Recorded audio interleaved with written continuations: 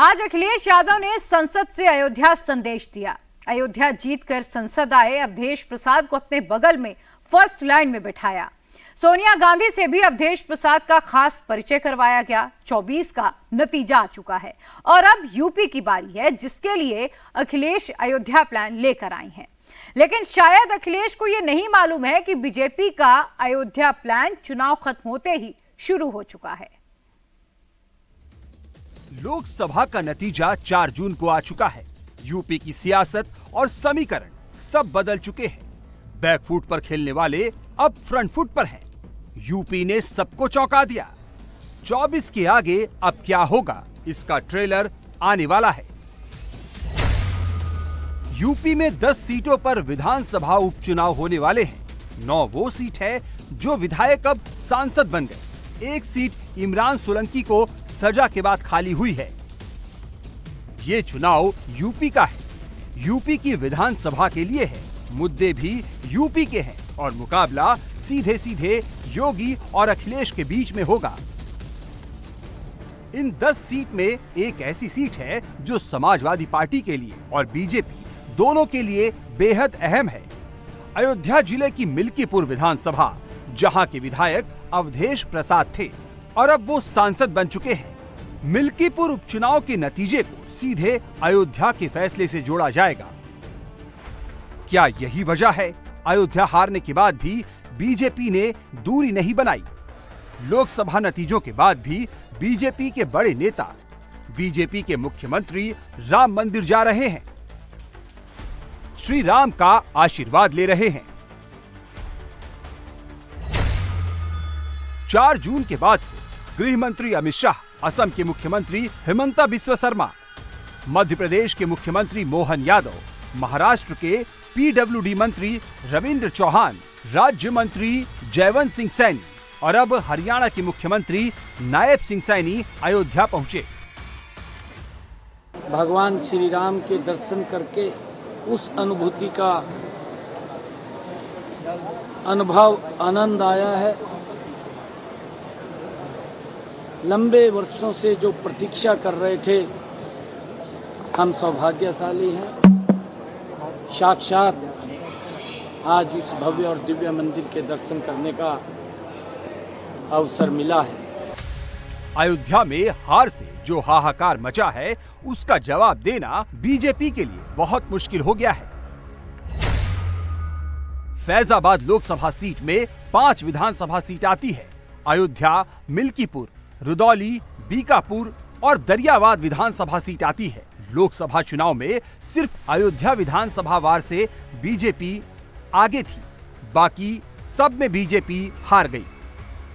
चुनावी नतीजों का असर न राम मंदिर पर पड़ा है और न राम भक्तों की सोच पर। राम मंदिर का काम और तेजी से हो रहा है।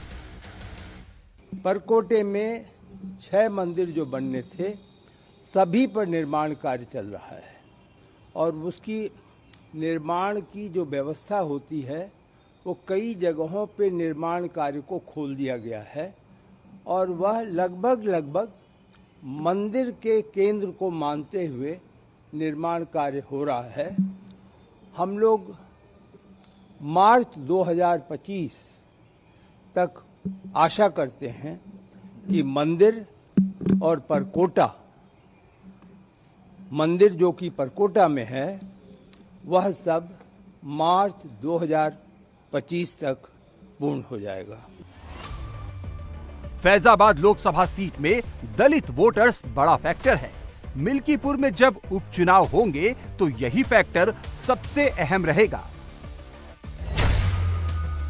मिल्कीपुर विधानसभा में 55,000 यादव हैं, 55,000 पासी, जबकि 30,000 मुस्लिम हैं और इस वोट बैंक पर समाजवादी पार्टी का कंट्रोल है।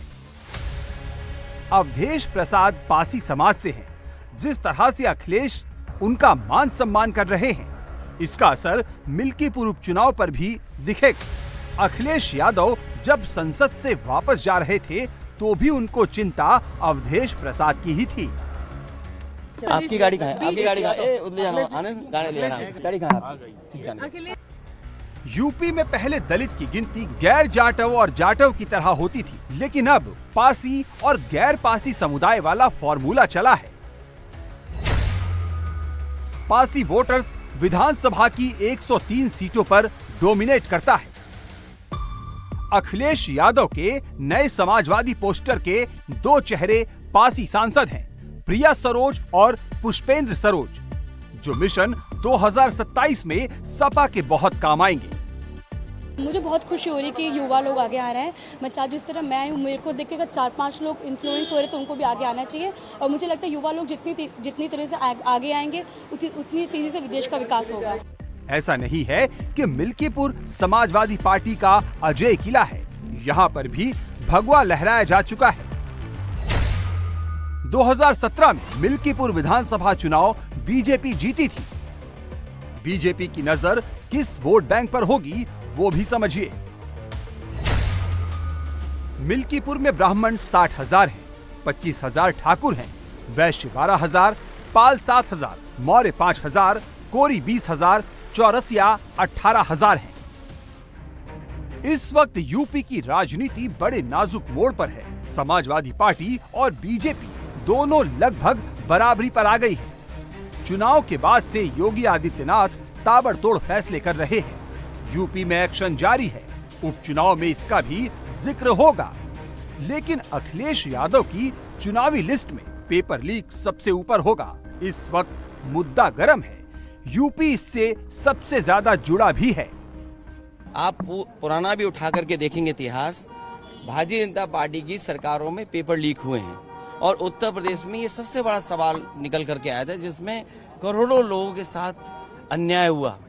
आप सोचिए, जहां आप इतनी टेक्नोलॉजी की बात कर रहे हो, डिजिटल इंडिया की बात कर रहे हो, दुनिया के सबसे तरक्की के रास्ते पे ले जाने की बात कर रहे हो, वहाँ पेपर लीक हो रहा हो। आप पेपर लीक जानबूझकर करा रहे हो, जिससे नौजवानों को नौकरी और उनका आरक्षण उनको न मिल जाए।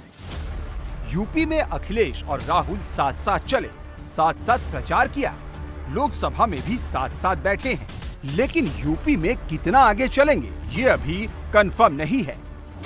यूपी में उपचुनाव में सीट शेयरिंग का फॉर्मूला क्या होगा? इंडी एक साथ होगा या कांग्रेस और समाजवादी पार्टी अलग अलग होंगे? समाजवादी पार्टी की तरफ से महाराष्ट्र और हरियाणा में सीटें मांगी गई हैं।